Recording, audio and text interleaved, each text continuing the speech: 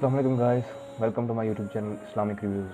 Today we are going to react on a video of Dr. Zakir Naik.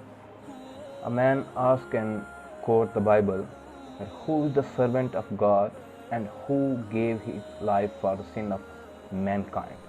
That mentioned in the Bible. And let's see.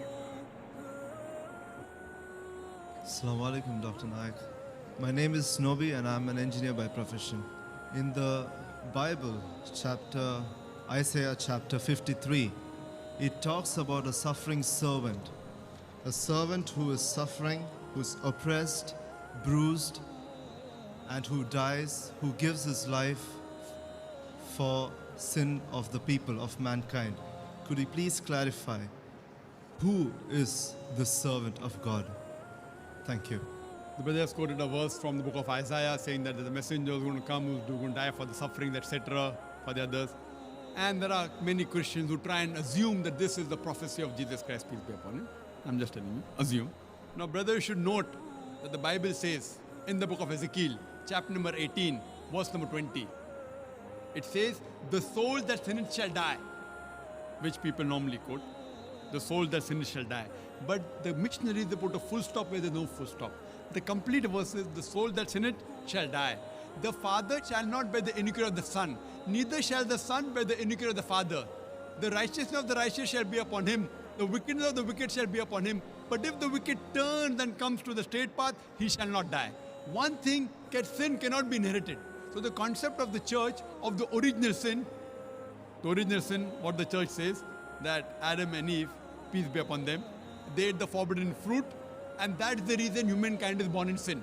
That's the reason Almighty God sent His beloved Son, begotten Son, Jesus Christ, peace be upon Him, quoting Gospel of John chapter 3, verse number 16. For God so loved the world that He gave His only begotten Son, whosoever believeth in Him shall not die but have everlasting life. I'm just trying to put a nutshell. This is what you all believe. Now coming to the question of the original sin. The concept of original sin is nowhere to be found in the Bible. It is the teaching of the church. According to the Ezekiel chapter 18, verse number 20, it says, the soul that sinneth shall die.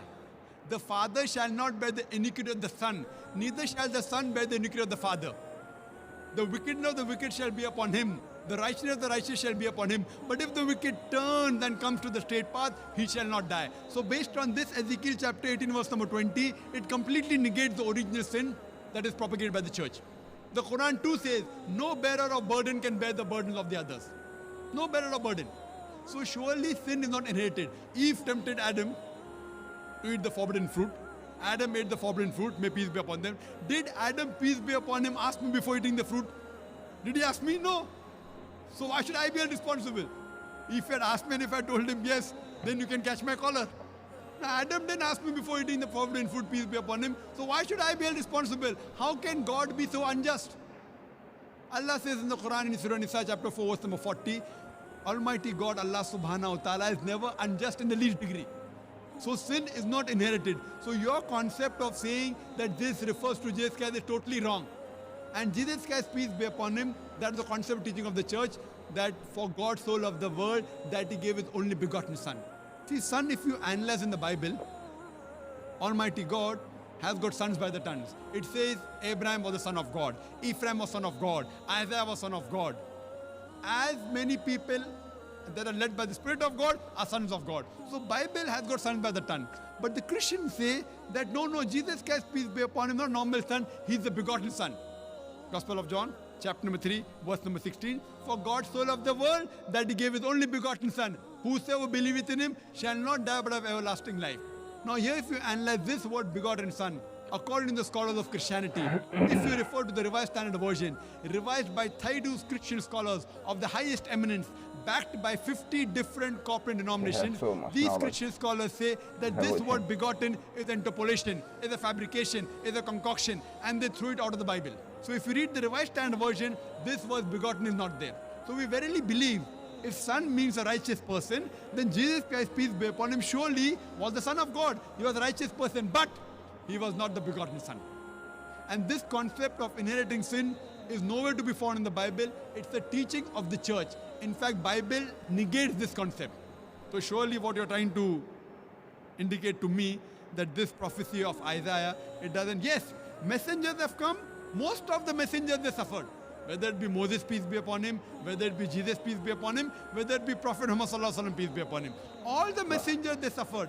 And the hadith of the Prophet, that the maximum that were put to test among the human beings are the messengers of Allah. More difficult the test, the higher will be the reward. So all the messengers of God suffered.